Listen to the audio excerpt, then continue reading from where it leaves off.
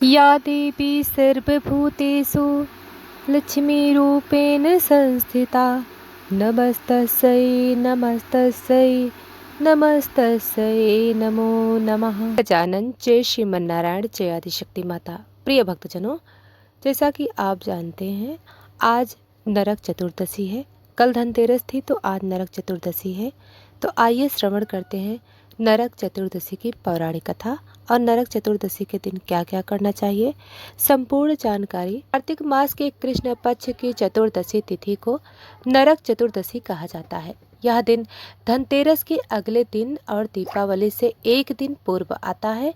धार्मिक दृष्टि से यह तिथि अत्यंत पवित्र मानी जाती है, क्योंकि इस दिन भगवान श्री कृष्ण ने नरकासुर नामक असुर का संहार किया था।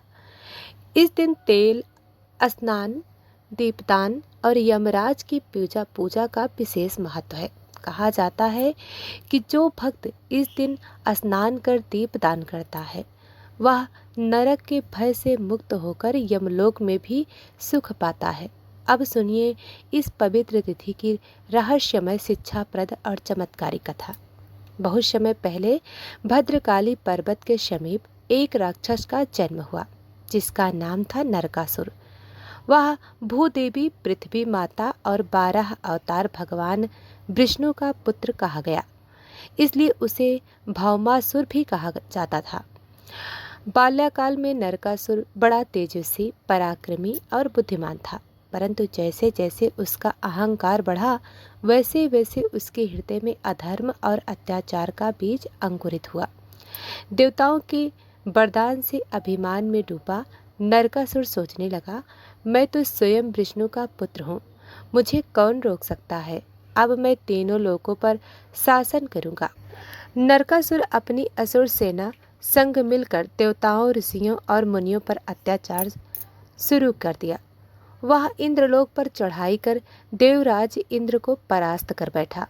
उसने स्वर्ग का अमृत कुंड, इंद्र की ऐरावत हाथी और कौस्तुभ मणि जैसी दिव्य वस्तुएं छीन ली। इतना ही नहीं, उसने 16,000 देव कन्याओं को बंदी बनाकर अपने प्राग्ञ ज्योतिषपुर नामक राज्य के कारागार में डाल दिया।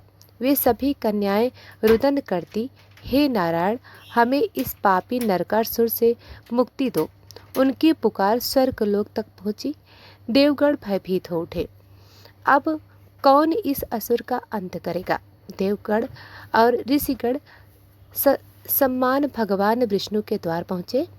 सबने मिलकर कहा, हे विष्णु, आप ही तो धर्म के रक्षक हैं।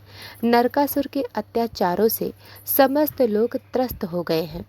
वह भूमि देवी का पुत्र होने के कारण आपके ही अंश से उत्पन्न है, अतः आप ही उसका अंत कर सकते हैं। भगवान विष्णु मुस्कुराए और बोले, अब समय आ गया है कि मैं अपने श्री कृष्ण रूप में उसका अंत करूं। द्वारिका में भगवान श्री कृष्ण अपनी पत्नी सत्यभामा के साथ विराजमान थे। उसी समय देवगण वहां पहुंचे और उन्हें पूरी घटना सुनाई। सत्यभामा यह सुनकर क्रोधित हो उठी। कैसे साहस किया उस दुष्ट नरकासुर ने 16,000 कन्याओं को बंधक बनाने का। भगवान श्री कृष्ण मुस्कुराते हुए बोले, देवी, तुम्हारे ही माध्यम से उसका अंत होगा, क्योंकि वह तुम्हारी ही अंश रूप भूदेवी का पुत्र है।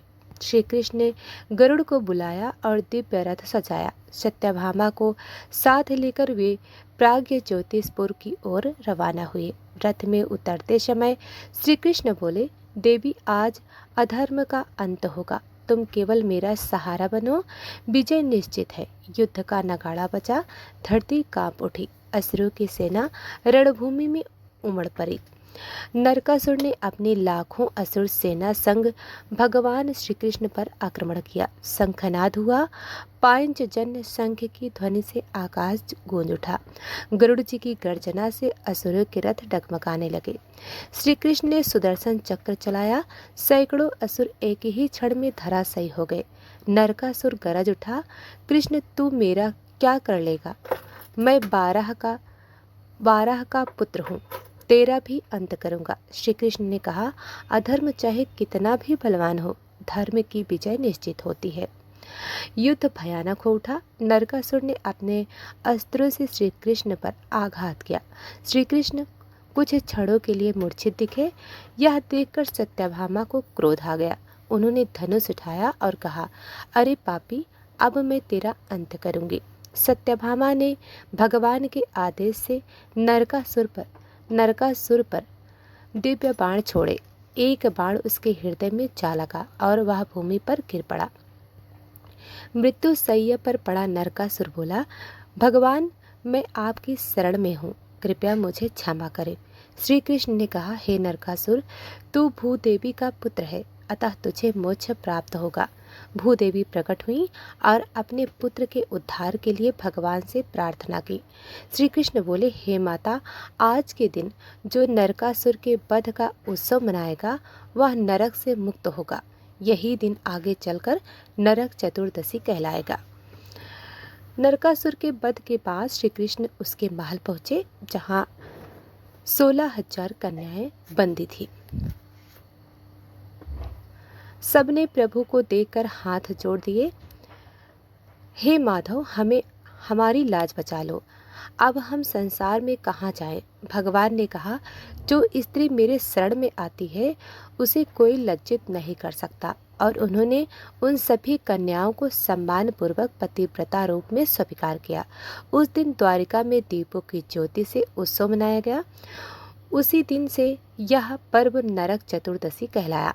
श्री कृष्ण ने कहा, जो भक्त इस दिन प्रातःकाल तेल स्नान करेगा, दीपदान करेगा और यमराज की पूजा करेगा, उसे मृत्यु का भय नहीं रहेगा। इस दिन यमराज को दीप अर्पित करने की परंपरा बनी, जिसे यम दीपदान कहा जाता है। घर के बाहर दक्षिण दिशा की ओर दीप जलाया जाता है, ताकि यमदूत उस घर के निकट ना आए। शास्त्रों में कहा गया है कि नरक चतुर्दशी के दिन सूर्योदय से पूर्व तिल का तेल शरीर पर लगाकर स्नान करना चाहिए। इससे शरीर और आत्मा दोनों पवित्र होते हैं। यह दिन पापों के नाश का प्रतीक है। कहा गया है, नरक चतुर्दश्याम स्नानम पापम दहति तूलवत, अर्थात इस दिन किया गया स्नान पापों को तुला के समान जला देता है। एक बार राजा रंतिदेव ने यमराज से पूछा, हे धर्मराज, कौन सा कर्म मनुष्य को नरक से बचा सकता है। यमराज बोले, कार्तिक कृष्ण चतुर्दशी को जो प्रातः स्नान कर संध्या समय दीपदान करता है वह मेरे लोक में सुख पाता है और कभी नरक नहीं जाता। तभी से यह परंपरा चली आ रही है कि इस दिन यमराज की पूजा कर दीप अर्पित किया जाए। नरक चतुर्दशी को छोटी दिवाली भी कहते हैं। इस दिन घरों में दीप जलाने की परंपरा है। नरकासुर के अंत की स्मृति में की जाती है। यह दिन यह संदेश देता है कि अंधकार कितना भी गहरा क्यों न हो, प्रकाश अंततः विजय पाता है। नरकासुर केवल बाहरी राक्षस नहीं था, वह हमारे भीतर के अहंकार, लोभ, वासना और क्रोध का प्रतीक था। भगवान श्री कृष्ण का नरकासुर वध यह सिखाता है कि जब तक मनुष्य के भीतर से ये विकार नहीं मिटते वह सच्चे अर्थों में प्रकाश नहीं पा सकता। जब सत्यभामा भक्ति और श्री कृष्ण ज्ञान एक साथ होते हैं तभी अधर्म नरकासुर का नाश संभव है।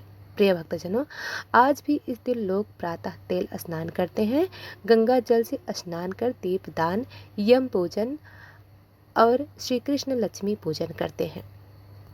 रात को घर के बाहर दक्षिण दिशा की ओर दीप रखकर यमराज को दीप अर्पित किया जाता है। यह प्रार्थना की जाती है, मृत्युन्या पास हस्तेन कालेन भयदेन च त्रायस्व मम यमराज तम दीपदानेन हेतवे, अर्थात हे यमराज, यह दीपदान मैं आपके प्रसन्न हेतु कर रही हूँ, कृपया मृत्यु के भय से मुझे रक्षा प्रदान करें।